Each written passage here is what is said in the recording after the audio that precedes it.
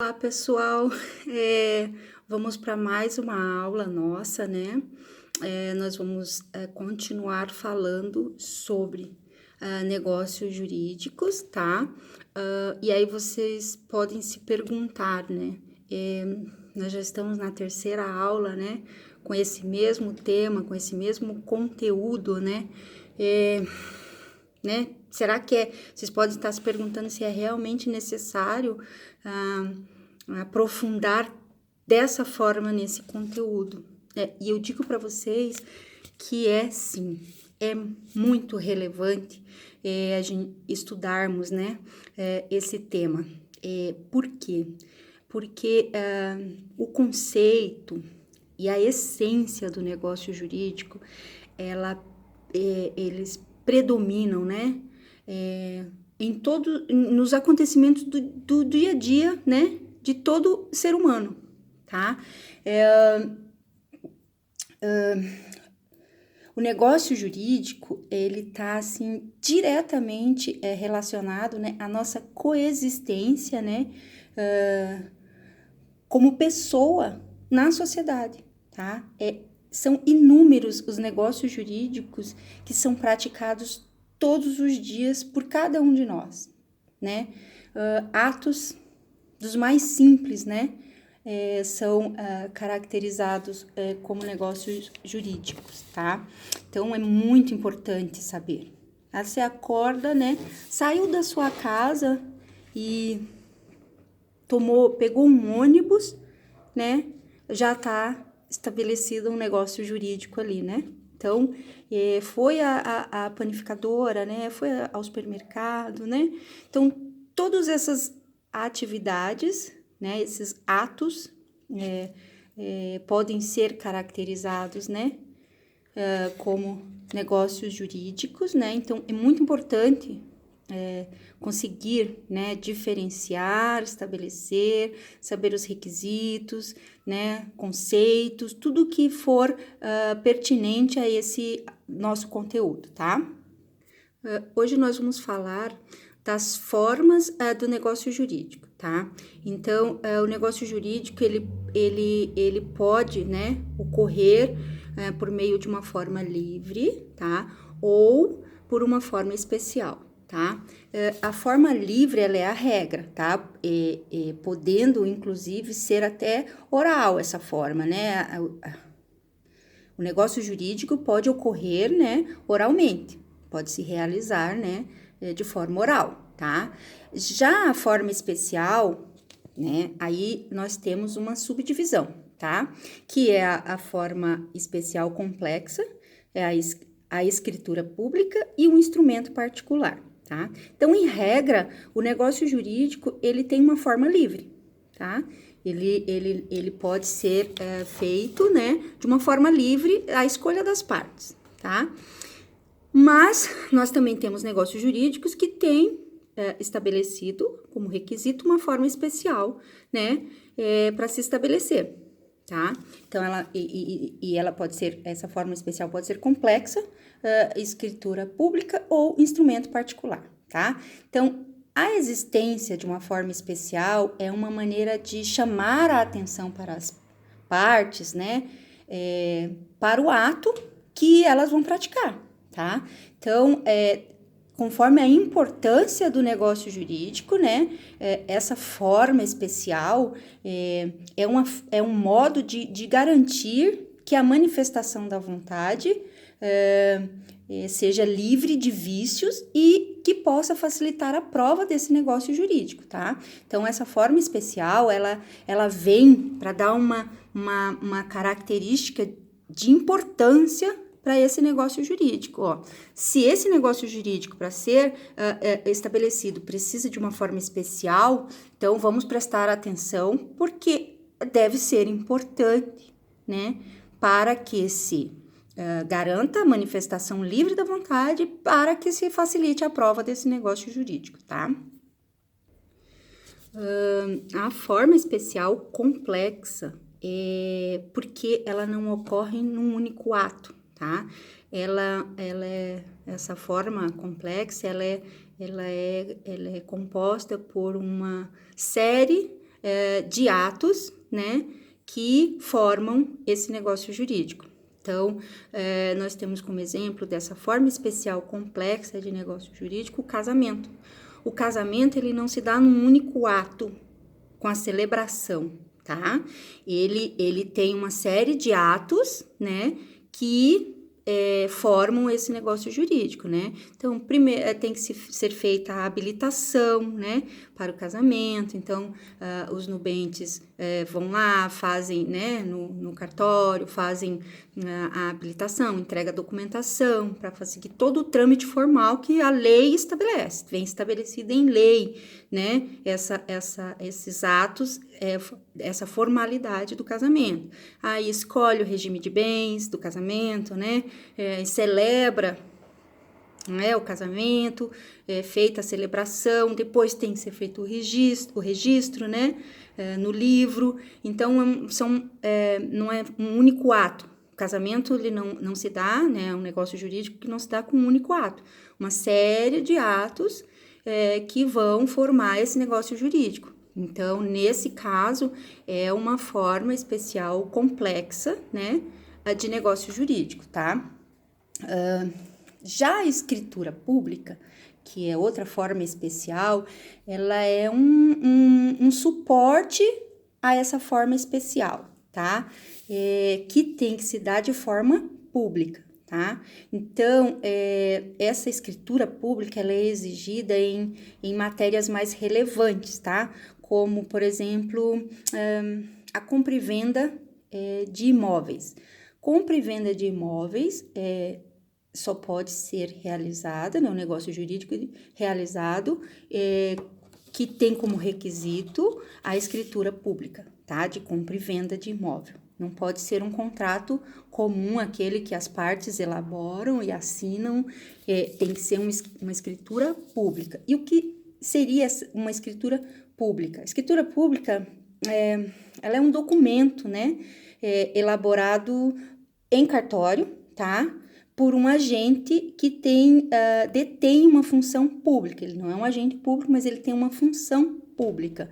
Então, esse agente, ele tem fé pública, o que ele registrou lá no cartório, né? Então, tem um grau de validade, né, maior. Então, por isso, para negócios jurídicos de maior relevância, né, exige-se que ele seja feito através de uma escritura pública, que é esse documento que é elaborado em cartório, tá? Por um agente que tem fé pública, né? Tem função pública, tá? Já o instrumento particular, ele também é um suporte, né, para essa forma especial de negócio jurídico, só que ele não é público, tá? O instrumento particular, ele é feito por qualquer pessoa, né, capaz, né, que então não tem a necessidade, né, de participação do poder público, tá? Então, ele é elaborado e assinado pelas partes interessadas nesse negócio jurídico, tá? Então, por exemplo, um contrato de compra e venda, né, que não exija, né, a escritura pública como os imóveis. Então, um contrato de compra e venda de um veículo, por exemplo, né, ele pode ser feito por um instrumento particular de compra e venda, tá? Então, aí não precisa, é a forma escrita, certo? Exige-se a forma escrita, mas não precisa ser pública, não precisa ser escritura pública feita em cartório, pode ser feito um instrumento particular, tá? Então, também é um documento, só que ele não é público, tá? Uma coisa que a gente não pode confundir, tá? É essa forma especial do negócio jurídico com o negócio jurídico formal, né? Ou solene. Então, a gente não pode confundir, né? Que essa forma especial não é a mesma coisa que negócio jurídico formal, tá? O negócio jurídico formal, né? É aquele que tem uma forma estabelecida na lei, tá? O negócio jurídico informal, ele pode ter uma forma especial, tá? Então, se você quiser fazer uma doação de uma bicicleta, você pode fazer essa doação dessa bicicleta de forma livre, tá? Então, você pode fazer por escritura pública, você pode fazer por um instrumento particular, ou você pode fazer oralmente. Não, eu te dou essa bicicleta, que é sua, tá? Então, esse negócio jurídico informal, o fato de você utilizar uma forma especial não torna ele um negócio formal ou solene, entendeu? É diferente o negócio jurídico solene ou formal de forma especial de negócio jurídico de forma especial, tá?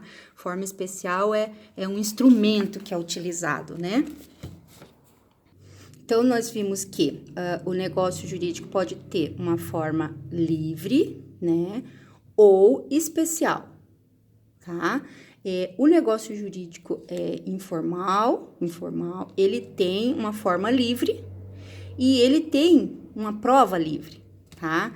Então, a prova desse negócio jurídico pode se dar de qualquer maneira, né? Você pode provar esse negócio jurídico de qualquer maneira, entre aquelas que estão elencadas, né, no artigo 212 do Código Civil, tá? Então, agora nós vamos começar a falar da prova do negócio jurídico. Então, o negócio jurídico informal, ele tem uma forma livre e uma prova livre, tá? Prova livre significa que pode ser provada de qualquer maneira, tá? E quais são essas maneiras que estão elencadas lá no artigo 212? Então, o artigo 212, ele diz que, salvo, né, o negócio jurídico ao qual se impõe uma forma especial, né, que são aquelas que a gente viu, né, ou complexa, com uma série de atos, ou por um instrumento público ou por um instrumento particular, o negócio jurídico, ele pode ser provado, então, mediante confissão, tá? Documento, testemunha, presunção ou perícia, tá? Nós vamos ver cada uma dessas formas de prova do negócio jurídico, tá bom? Vamos começar, né, então, pela confissão, tá? Ocorre a confissão quando a parte admite, né, a verdade de um fato contrário ao seu interesse e favorável ao interesse da outra parte, tá? Então, nesse caso, ocorre a confissão, tá? Então, ele admite a verdade, né, do fato que ocorreu, do negócio jurídico, que é contrário ao seu interesse, né, e que é favorável à outra parte, tá? Essa confissão, essa admissão, ela pode ser expressa ou ela pode ser presumida, né? Com a lei, aí atribuindo à conduta do indivíduo esses efeitos de confissão. Nós temos como exemplo dessa confissão presumida os fatos, né, que são ditos pelo próprio autor, né, em uma ação judicial, né, se esses fatos forem concordados pelo réu. Então, houve a confissão do réu, tá? Há também presunção de confissão quando ocorre a revelia também, tá?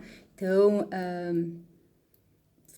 o autor, né, entra com a ação, né, e ele conta os fatos, né, na versão dele, tá? Quando o réu tem a oportunidade de apresentar a sua defesa, né, de contestar, e ele concorda com os fatos ditos pelo autor, houve uma confissão presumida, tá? Quando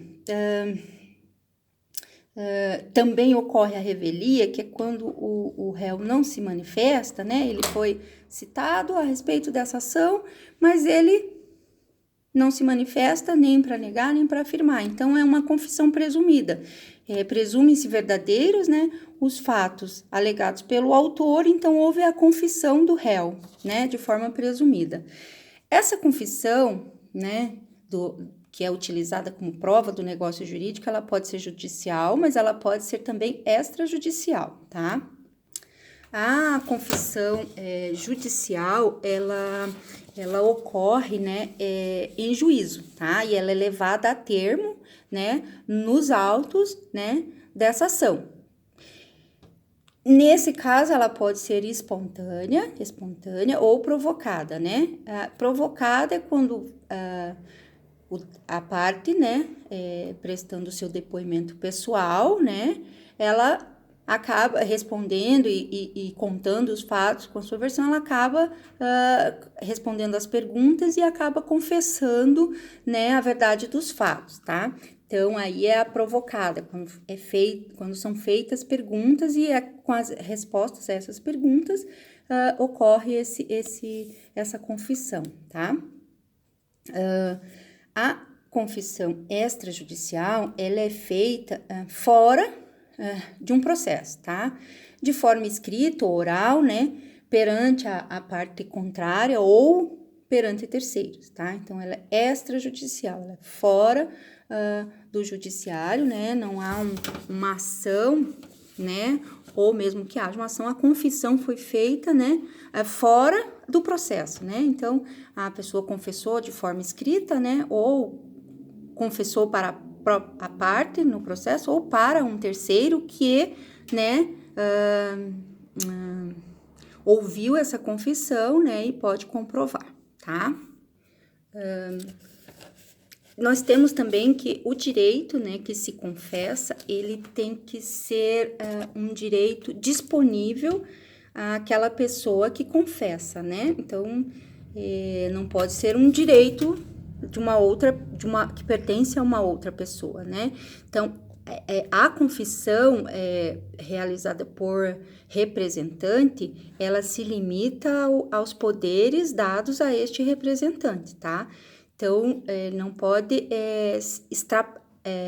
ultrapassar, né, extrapolar os limites dos poderes que foram dados a esse representante, né? Então, porque quando você assina um instrumento particular, uma procuração, né, um instrumento particular de representação, você coloca ali os poderes, né, que esse representante terá, né? Então, ele vai poder pagar dívidas, ele vai poder confessar dívidas, ele vai poder fazer acordos, né?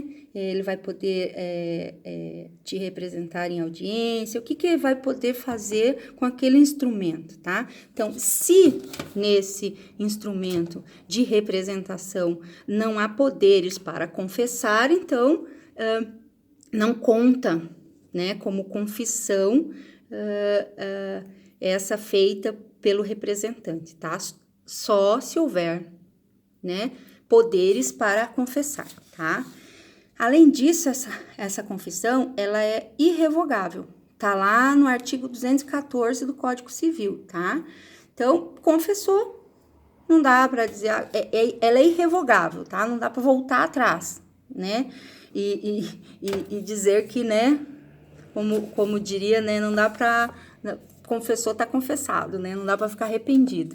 Mas é admitida a invalidação dessa confissão, né, por erro de fato ou quando há confissão através de uma coação, tá? Então, ela é irrevogável, mas ela pode ser invalidada, essa confissão, tá? Se for, né, uma confissão que ocorreu por um erro de fato, por uma coação ou por um dolo, tá? Outra regra é que a confissão, ela também indivisível, tá? Então, a parte não pode, né, aproveitar como prova, né, parte da confissão. Então, aceita uma parte da confissão que beneficia e rejeita o resto da confissão que é favorável, tá? Então, ela é indivisível, tá? Então, assim, ela é um todo. Você não pode dividir essa confissão em partes e aproveitar aquilo que lhe é favorável, né? E dispensar aquilo que é desfavorável, né? Tem que aproveitar o conteúdo da confissão como um todo, tá? Outra forma, né? Outra prova do negócio jurídico é o documento, tá? O documento, ele é uma representação de um fato, tá? Materializado num suporte, né? Que pode ser físico ou digital. Então, o documento, o conceito, né, de documento, ele é uma representação de um fato que foi materializado fisicamente ou digitalmente, tá? Então, e esses documentos, né, eles podem ser públicos ou particulares, tá? Pode ser considerados documentos certidões, né? Traslados, né? Vocês sabem o que são os traslados, né? São as traduções ou as cópias, né?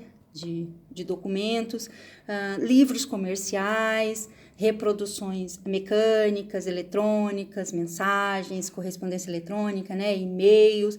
Essas são provas que são classificadas como documentos, tá? Uma representação de um fato materializada num suporte físico, né? E também agora digital, tá?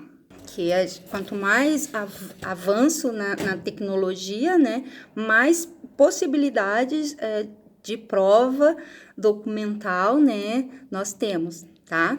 Que pode ser considerado provas do negócio jurídico, trocas de correspondência eletrônica, trocas de mensagens, né, de aplicativos de mensagens eletrônicas, né, instantâneo. Então, tudo isso pode se tornar, né, prova, documento que entra como prova do negócio jurídico, tá?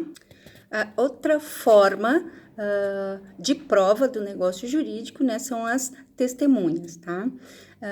Prova testemunhal. Então, a prova testemunhal, ela é uma prova oral que decorre das declarações de alguém, tá? Que é denominada de testemunha, tá? Então, ela presta essas declarações sobre um fato, né? Essas declarações é uma prova oral que é classificada como prova testemunhal, tá?